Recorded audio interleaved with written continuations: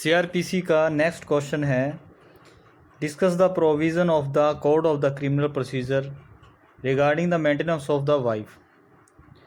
मतलब ये question maintenance के बारे में है भी, कौन कौन व्यक्ति हैं जो मेंटेनेंस ले सकते हैं। सीआरपीसी के सेक्शन 125 के अंतर्गत मेंटेनेंस के बारे में चैप्टर दिया गया है। भी धर्मशास्त्रों में भी लिखा है कि हर व्यक्ति की ये ड्यूटी है, मोरल ड्यूटी है कि वो अपनी पत्नी, संतान एवं माता पिता का भरण पोषण करे। भरण पोषण मतलब मेंटेनेंस के अंदर जो ज़रूरी चीज़ें हैं जीने के लिए, रहने के लिए, जैसे खाना हो गया, कपड़े हो गए, रहने के लिए मकान हो गया, ये सारी फैसिलिटी उसके अंदर आती है। ठीक है।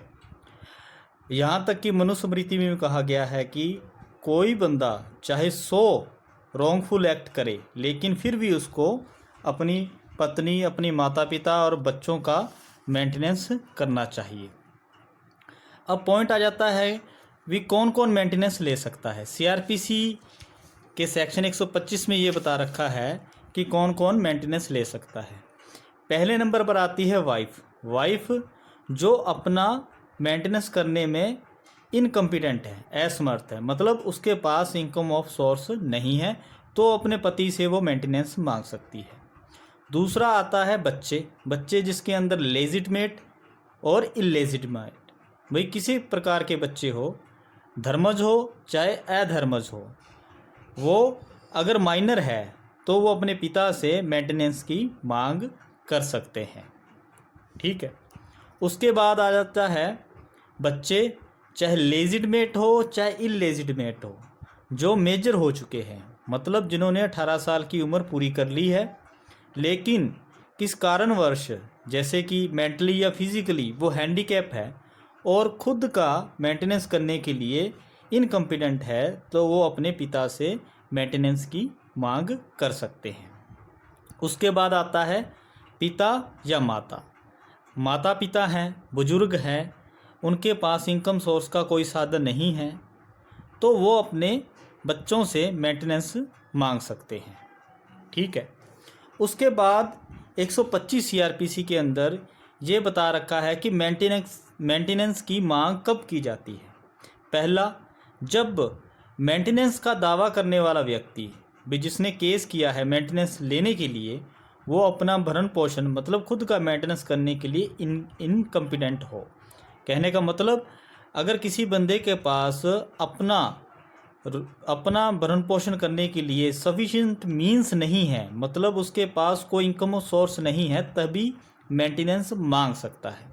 दूसरा पॉइंट ये है कि वह व्यक्ति जिससे भरण पोषण का दावा किया जाता है, मतलब जिससे भरण पोषण मांगा जाता है, जिससे मेंटेनेंस मांगा जाता है, उसके पास सफिशिएंट मींस होने चाहिए। मतलब अगर वाइफ हस्बैंड से मेंटेनेंस मांग रही है तो हस्बैंड के पास भी इनकम ऑफ सोर्स होने चाहिए, मतलब सैलरी वगैरह या कोई वो बिजनेस करता हो, ये है।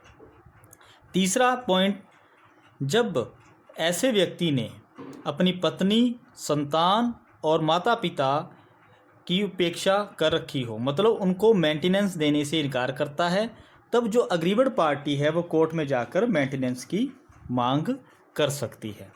उसके बाद एक पॉइंट आ जाता है, क्या माइनर मैरिड डॉटर अपने पिता से मेंटेनेंस की मांग कर सकती है? तो इसका आंसर है हाँ, कर सकती है, लेकिन उसके लिए शर्तें हैं दो। इसमें क्या है कि जब उसके पति के पास मेंटेनेंस करने के लिए सफिशिएंट मींस नहीं है, मतलब शादी हो गई, लड़की माइनर है, उसके पति के पास सफिशिएंट मींस नहीं है, मतलब इनकम ऑफ सोर्स नहीं है, तो वो अपने पिता से मेंटेनेंस की मांग कर सकती है, अदरवाइज नहीं। दूसरा है, जब तक वो मेजर ना हो जाए, मतलब जब तक वो माइनर है तब तक ही मेंटेनेंस ले सकती है, मेजर होने के बाद उसका ये राइट अपने आप ही ख़त्म हो जाता है।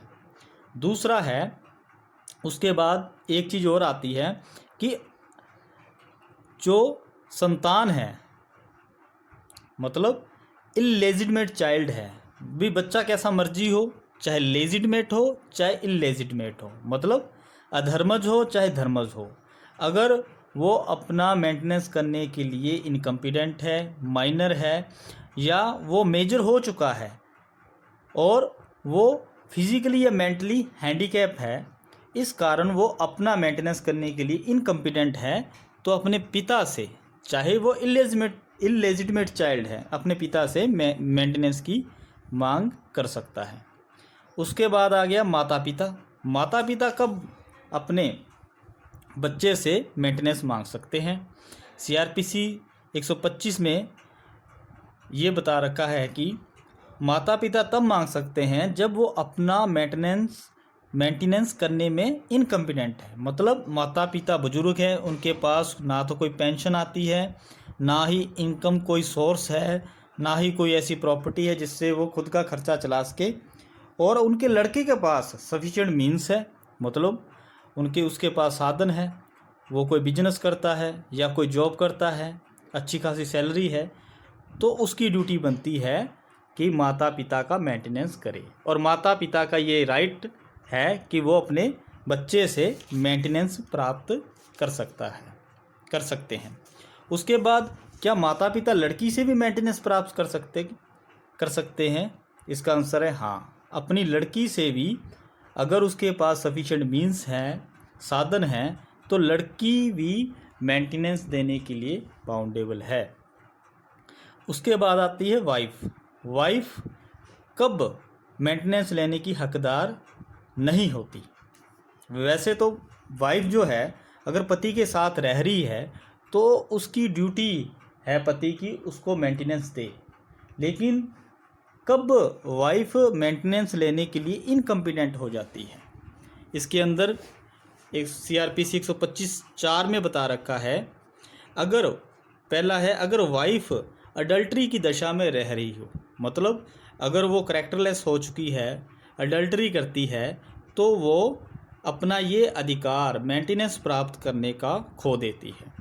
दूसरा, जब वे बिना किसी रीजनेबल कोज के अपने पति के साथ रहने से इनकार कर दे, मतलब उसके पास अपने पति को छोड़ने का कोई रीज़न नहीं है, फिर भी वो अपने पति से अलग रहती है विदाउट रीजनेबल कोज, मतलब पति बहुत अच्छे से रखता है, किसी प्रकार की कोई तंगी नहीं है, फिर भी वाइफ उसके साथ रहने से इनकार कर दे, तो वो मेंटेनेंस नहीं ले सकते अपने पति से।